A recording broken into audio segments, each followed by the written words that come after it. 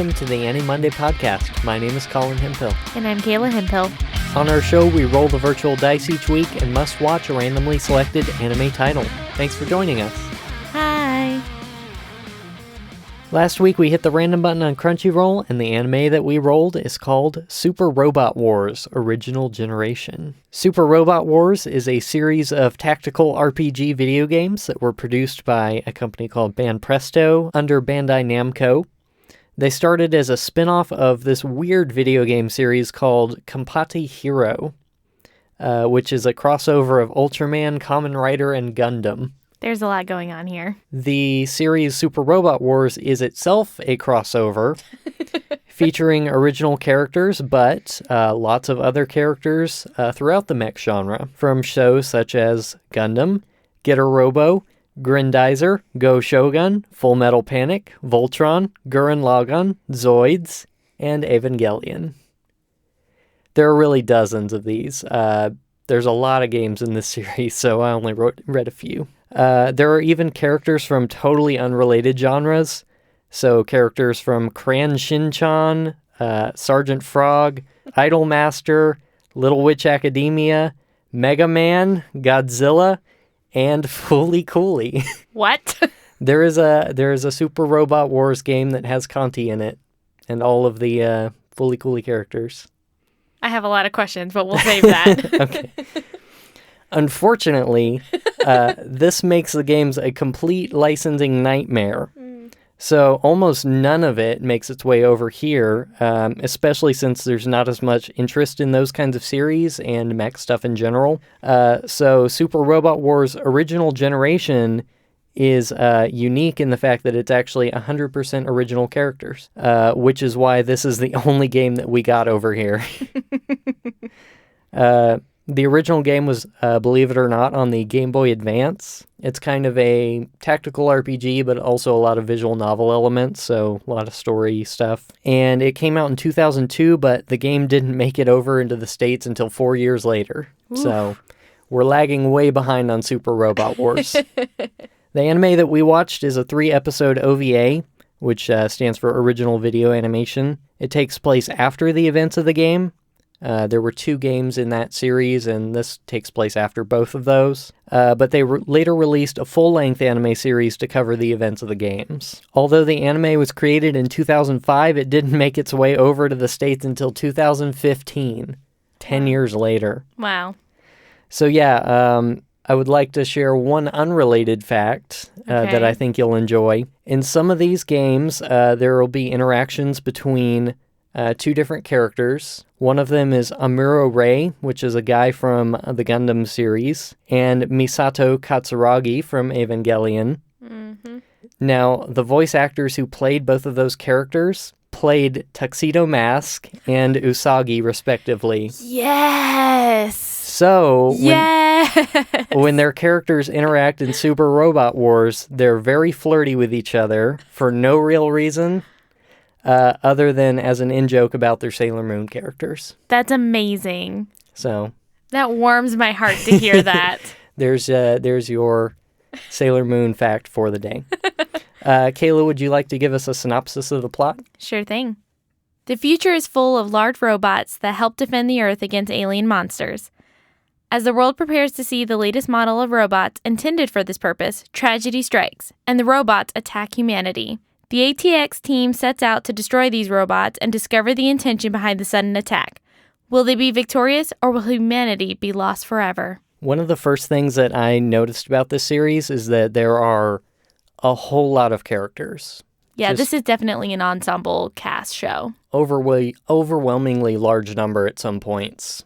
Mm-hmm.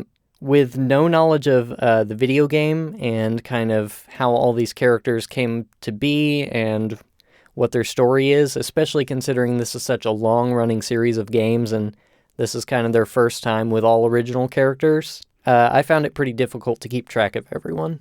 Yeah, we're talking upwards in double digits number of characters to keep track of, like main characters that you should know their names and personalities. It feels like these are people you would have been exposed to over a long period of time while playing a visual novel, basically. Mm-hmm. And condensed into 3 episodes, this really feels like, I guess, what it actually is, which is a wrap-up to kind of just introduce an anime version of the continuation of the story. Yeah. So I felt that was pretty difficult to digest. Oh, yeah, I absolutely agree. It feels like they don't really tell you much about the characters or their relationships with each other, and they just kind of throw them at you. And you automatically feel like, I'm missing your entire backstory, and I'm sure you're very interesting, but I don't know anything about you, and I'm supposed to care. Yeah. I guess generally they were kind of what you would consider the main characters broken into two teams. Mm-hmm. You mentioned the ATX team, Mm-hmm. and there's also the SRX team. Mm-hmm. The ATX team has Kyosuke, Excellin, and Bullet. Mm-hmm. And then SRX team has Ryusei, Rai, and Aya. Mm-hmm. And there were some other characters in there, and I'm not sure where they came from. Like Lamia was kind of an important character throughout the series, but I don't know where she came from. From what I read, she is a character in the games, and she comes up randomly throughout the games. So I don't think she's a crossover from anything in particular. So you mentioned it's sort of an ensemble cast. It seems like in the game you had kind of two options depending on which route you took in your choices in the visual novel, and whether you would kind of follow Ryusei or Kyosuke as the main character. Oh, okay. So like you would play as one as the playable character, and the protagonist would be the other one, Okay. which is interesting. Mm-hmm. So I guess you could pick between the ATX and the SRX teams when you play the game. Mm-hmm. So I guess Kyosuke is sort of the main character in here, or would you say it was Ryusei? I'm not really sure. I think the reason I would agree that he is sort of the main character, at least probably the most shown character. And I think the reason, in part, why you feel that is for the same reason that I did, which is he's kind of positioned himself into a leadership role with all the other pilots. Something that he is often doing is everyone's looking to him to make an answer, so questions just get directed at him, whether this was intentional or not. It just seems like they kind of put focus on him. Yeah, agreed. Well, not really knowing how to address these characters, because you're expected to know so much about them already, it feels like the short span of this 3-episode series that we watched, there was such a big focus on the action sequences, and any character development was kind of left to external sources. So I don't know, how did you feel about the character development, and did you get anything out of these characters, or was it all just kind of flashy sequences to you? Well, it definitely was a lot of flashy sequences. I think there were a couple of characters that I was kind of like, oh, I'd be interested to learn more about you, especially, like we said, the main character. He had a lot of different types of relationships with all the different characters, and there would be lines in between him and other characters that alluded to outside information that I was like, oh, I want to know what that is. What are you talking about? Yeah. And even we found out like his relationship with Excellin was not really explained in the show, and we had to look it up and be like, oh, well, that's like how and why they act the way that they do towards each other. Right. And with Excellin, something I have to say about her personality is something I don't see very often. Is she's very bubbly and flirty and, just kind of high energy. Something that I think often is shown with that kind of character is that they're also really annoying. Right. Either their voice actor picks a voice that is kind of grating to listen to, or they make it their purpose to annoy the other characters. And she didn't really seem to be that way. I think I would agree with that. I kind of noticed the same thing. Even from her very first introduction, she came across really boisterous and forthright, but without being that kind of obnoxious character that you wish would really just not be in the show. Yeah, she was endearing, and I actually found myself like looking for her and waiting for her to like engage and be a part of the show, I looked forward to seeing her when usually those characters don't appeal to me as much. Yeah. Excellent or excellent, depending on the translation. Yeah, our subtitle said excellent, and then when we were looking up information about her, it was excellent, so we're not sure. Yeah. There's another character I think you definitely want to talk about. Well, it's the only one listed in my notes. Are you talking about Masaki Ando? I am. Okay. Yes, I do want to talk about Masaki. So Masaki comes in the middle of the second episode, I believe. Mm-hmm. So he's not part of one of the main teams. In fact, I think he kind of comes in the middle of a big fight, kind of like the Millennium Falcon swooping in to take care of all the... Yes. He's a super suave kind of guy with bright green hair. And as soon as he comes in, his own theme music starts blaring, and it's real different than anything else you had heard up to that point. Mm-hmm. And really, like, his design and his personality and his ship and his abilities and everything about him is very different than everyone else in the show. Yeah, it made it really clear that he feels like he does not belong in this particular universe. Yeah. Well, and from the little bit that we looked into Super Robot Wars, we knew that there were a lot of crossovers in the series, and we were like, oh, this guy has got to be from something else. Which was weird because even with other characters that were crossover characters, they still felt like they belonged in this universe. And he was very strikingly obvious that he should not be in this show. The thing that I think we really like about Masaki is that he has some helpers. Yes. Who are in his ship with him. Mm-hmm. On either shoulder, he has a cat. And one is a black cat named Kuro, and one is a white cat named Shiro. Mm-hmm. And they each pilot their own mechs. Guys, there are cats that have their own fighting robots. Why is this not its own show?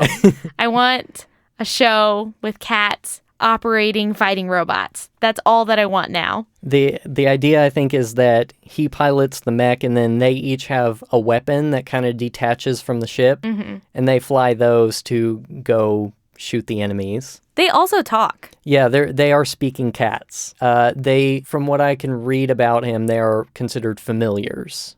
Which that makes a lot of sense. Which makes sense with his character too, because we already mentioned like his kind of style of fighting and his methods don't line up with the rest of the characters. Yeah. The rest of the show is a very tech-driven kind of mech show. It's all about like the latest, greatest technology. This character fights with magic. Yeah. Which is crazy. But still uses the robot. It's He not does. like his personal, it's like magic infused with his robot. Yeah, his mech in particular is called the Psybuster, and he has a super move that he used once in this show called the Akashic Buster that was probably my favorite part of the show. He basically draws like this huge hexagram in the air, and then he stabs it with his giant sword, and then it turns into this like burning phoenix that erupts from his mech and goes and envelops the enemy and blows them up. Yeah, it was weird and really different. Awesome. Yeah. Awesome was was the word you were looking for. I actually thought that sudden insertion of magic into the universe was pretty interesting. Yeah. The thing I noted was this is more of what I want to see. Yeah.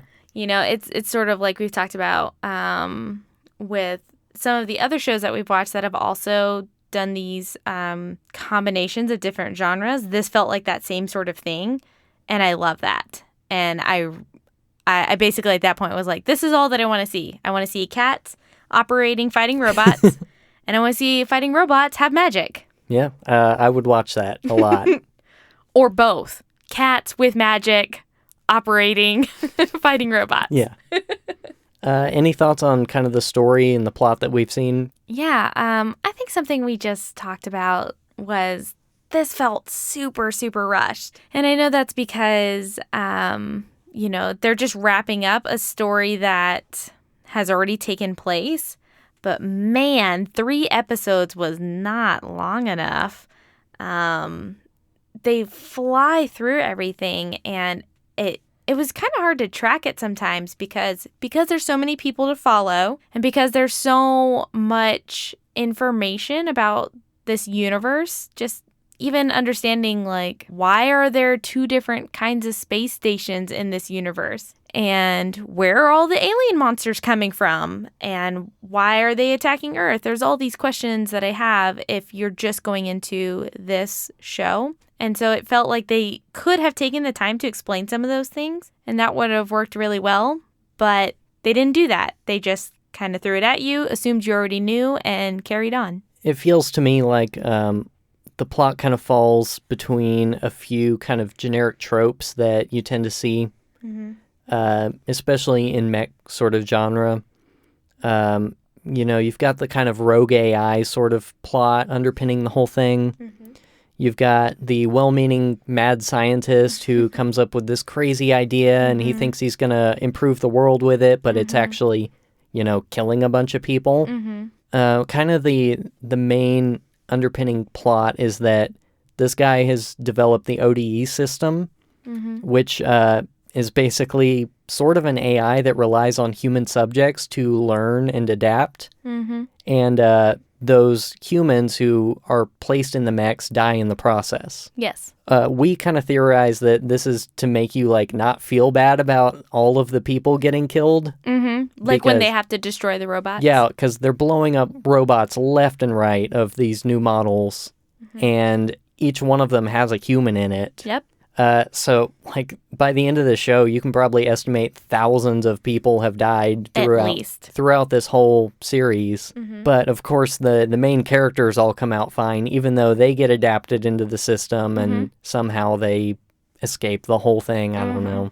Yeah, and it was kind of, it felt like they didn't really take any risks with it. And so they wanted to make sure you knew that the good guys were good and that they weren't just murdering people. And so when they do open up one of the robots, they're like, oh, once they're in there, they can't, they're just dead. They can't be brought back. So yeah, until they do later. Yeah. Later in the show, they undermine that whole thing that they built up by one of the characters going into the mech, being adapted into the ODE system, and then coming out alive. Which, if you remember towards the end, they kind of showed her like going through like a healing process. She did not look fully human, so it could be that we actually just don't know enough about her character to know if she is human. Maybe, possibly. Yeah, I think generally it could have gone some interesting places, and maybe just because of the time constraints of these 3 episodes, it didn't really play out in any particularly interesting ways. We kind of said how most of the show is one action sequence after another, and it's kind of just leading from one big robot war to the next. Yep. What are your thoughts about the animation quality and the character designs and all the art and music? I actually really like the animation. Yeah? It's a throwback to shows that to an art style that I really used to enjoy when I was first getting into anime. So it feels like those 80s mech shows, and I love it. Part of also what I like about it is that because it's a recent show, you can tell it has the cleanness that is used with the new techniques that they use for anime. So when you're watching the action sequences, you don't lose information as you're watching it, because they're trying to draw, these sequences in a very clear way, and that's hard. It kind of switches between that 3D animation and sort of that hand-drawn look.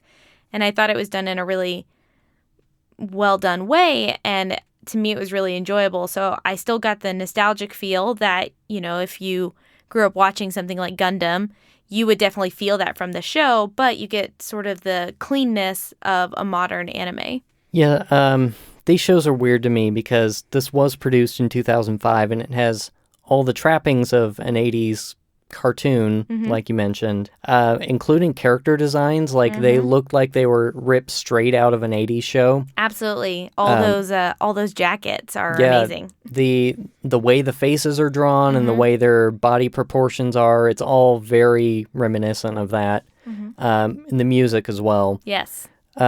to me, those transitions actually felt kind of jarring. I feel like it should kind of go one way or the other. Like you rely on the hand-drawn style and you stick to the aesthetic that you're going with, or you modernize. So to me, when there were 3D sequences, especially like some things that they tend to do 3D in are like large sequences of mechs flying through the air. Yep.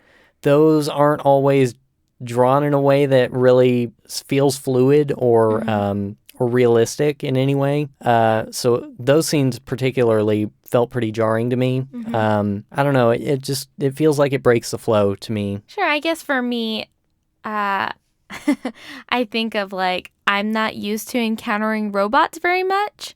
And so to me, it's already kind of a jarring thing to see it. And so that natural disconnect between, hey, I'm having these encounters with these characters and I'm focusing in on them, that's something that I'm like, okay, I see this hand-drawn thing, and because I often find that some of the 3D animation is not done well with human faces, it can be done really well with these shiny robots. So to me, it felt like, yeah, you were kind of taking the best of both of those things, whereas hand-drawn animation does better with people and 3D can do better with, mechanical things. I'm actually trying to think of an example of an anime that has done that really well, of blending between a 2D style and a 3D style really well.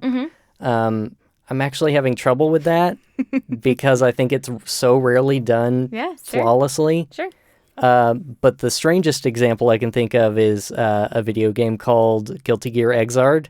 Okay. Which is a 2D fighting game. So you always look at it from the side, but whenever they do special moves or something that would take you off screen, it flips, and you realize it's been 3D the whole time. And that transition is so seamless and perfect that you really are blown away every time you realize that the 2D parts are actually drawn in 3D. And I feel like if they had just put a little bit more into the 3D parts, maybe it would have been a little bit smoother for me. Sure, that's fair. You had talked earlier about the music and how, at least with one of the characters in particular, they had their own theme music. Yes. So for you, was there anything that really like stood out about the music in the show? Generally, I like 80s music, and I like modern music that's kind of styled on 80s music, but this particular genre that you kind of hear in mech shows a lot isn't my particular flavor of that. It feels kind of like you took a heavy metal sort of 80s style and toned it back just a little bit. And one thing that you'll often hear with this style is that the vocalist uses a really kind of classical style of singing, like lots of vibrato and falsetto and really, high. They'll go for the high notes for sure. Yep. Some of that's okay, but to me it feels pretty cheesy. And not in the fun 80s way that I usually like. Sure. So it's not 100% my favorite. When that character came in and his introduction had that music, it was the same sort of heavy metal kind of style, but without the vocals. And so I thought that fit pretty well, as opposed to the intro and outro music, which just kind of felt a little bit cheesy to me. Sure. They didn't really branch out to make a statement with the show. It sounded like you were saying, like every other kind of mech show soundtrack. In fact, there were multiple times that we were listening to the music in the show, or we were watching the show and heard the music, and we just couldn't shake the feeling that we had heard it somewhere. Yes. And I don't think we specifically had, but you made a connection that I was like, that's right. That's exactly what it sounds like.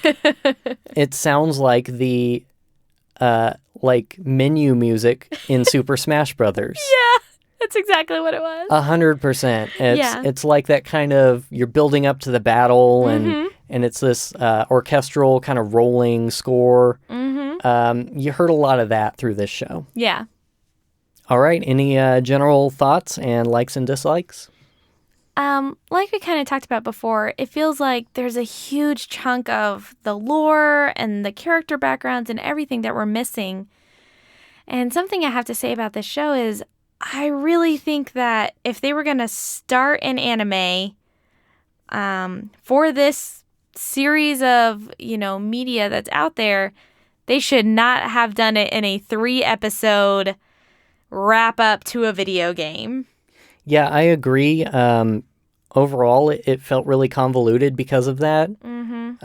And it was so reliant on your familiarity with the game that I couldn't really enjoy it the way I think I should have. Mm-hmm. I could easily follow the plot. It wasn't like the plot was complicated. No. But keeping track of all the characters was really challenging, and I felt like I didn't get to know any of them.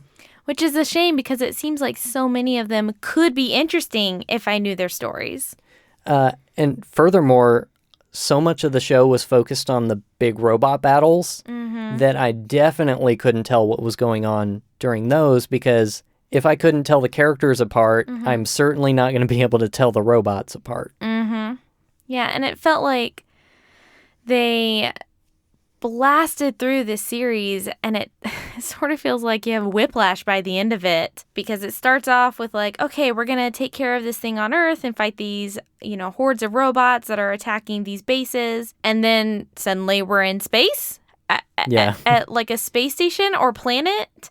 I couldn't really tell what it was that we were going to, and it felt like, man, if you had just taken the time to give me a little bit of that information and make this more approachable for people who are maybe looking to get into this, series of games, it would have been, I think, in my opinion, a little bit better. So we saw the entirety of the OVA. Yep. And usually we wrap up by asking, would you watch more of this show? I think the logical question that we can answer here is, would you watch the anime based on the full-length anime based on the games that we saw? So the original generation's full-length series. I actually would. Yeah? I would. I know that I've been kind of harsh on this 3-episode series, but I do think there's a lot of potential for the characters. None of them were unlikable. I couldn't follow any of them fast enough.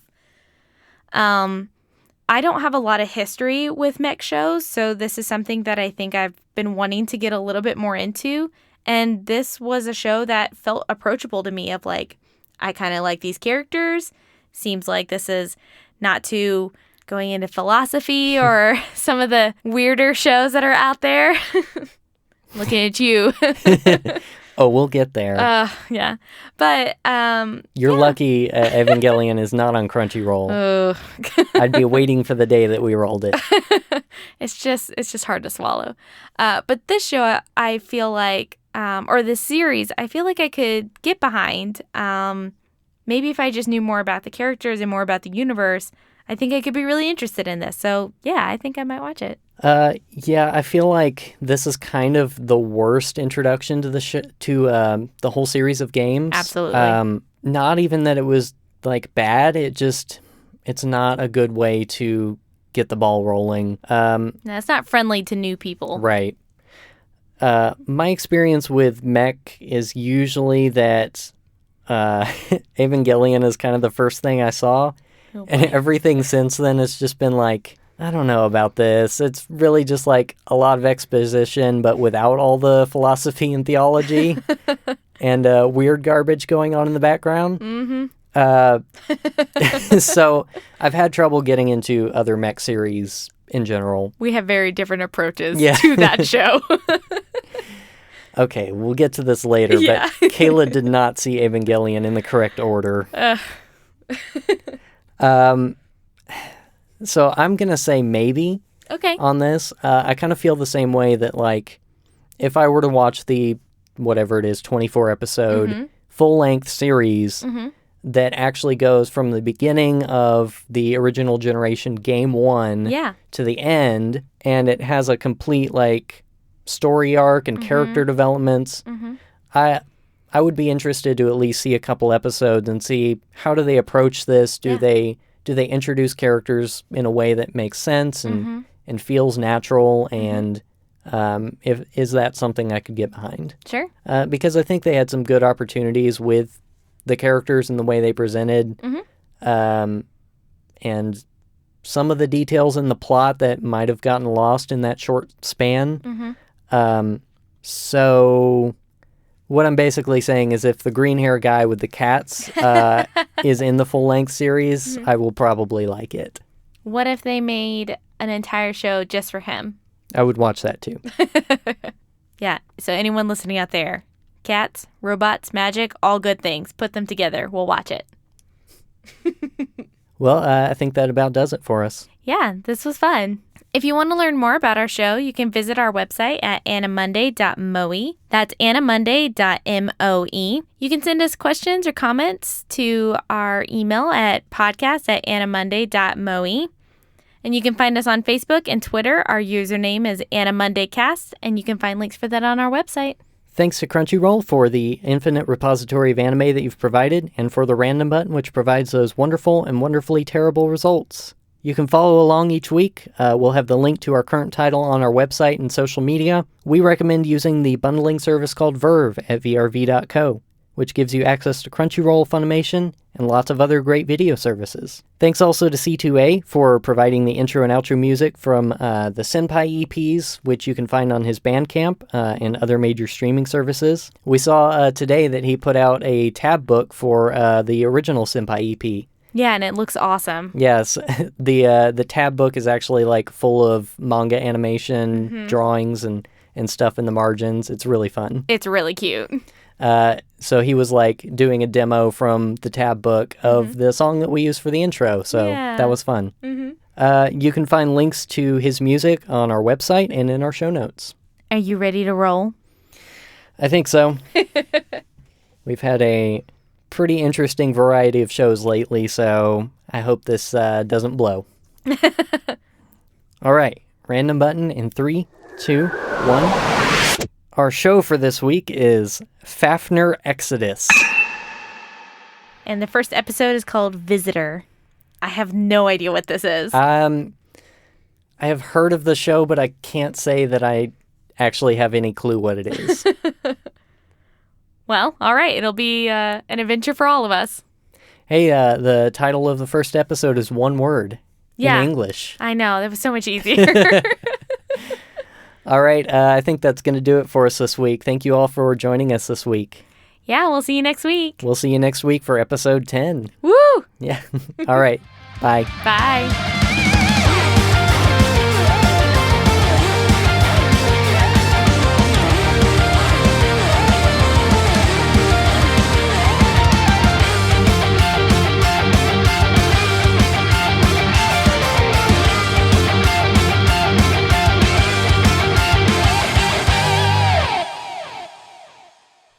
I see you over there.